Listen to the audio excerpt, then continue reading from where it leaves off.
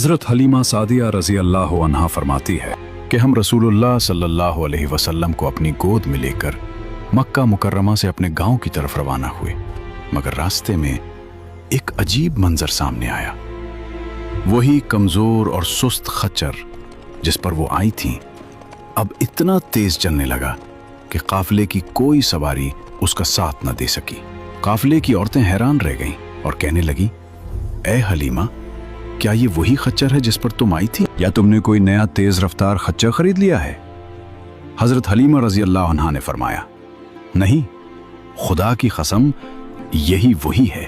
ये सिर्फ रफ्तार का बदलना न था, ये बरकत का ज़हूर था।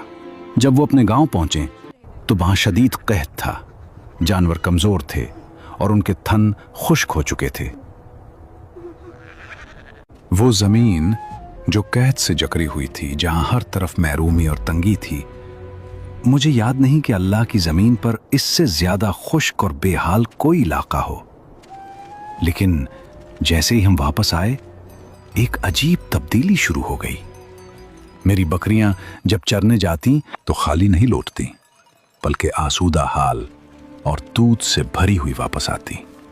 हम उन्हें दोहते और खूब सैर होकर पीते, जबकि दूसरों के लिए दूध का एक कतरा भी नसीब ना होता।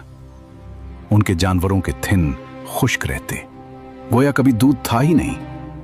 यहां तक कि हमारी कौम के लोग अपने चरवाहों से कहने लगे, बदबख्तो, अपने जानवर वहां ले जाया करो जहां अबू जुवैब की बेटी का चरवाहा ले जाता है। मगर यहां भी फर्क कायम रहा। उनकी बकरियां भूखी और खाली वापस आती और हमारी भरी हुई दूध से लबरेज। फिर हम दस्तूर के मुताबिक रहमत आलम सल्लल्लाहु अलैहि वसल्लम को उनकी वालिदा के पास ले आए।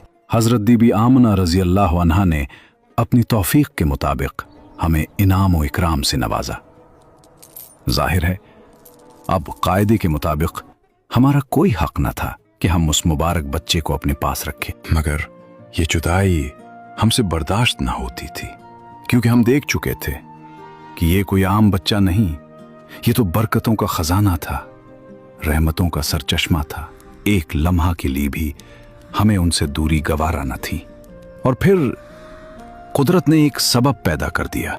उसी साल मक्का मुअज़्ज़मा में वबाई बीमारी फैल गई।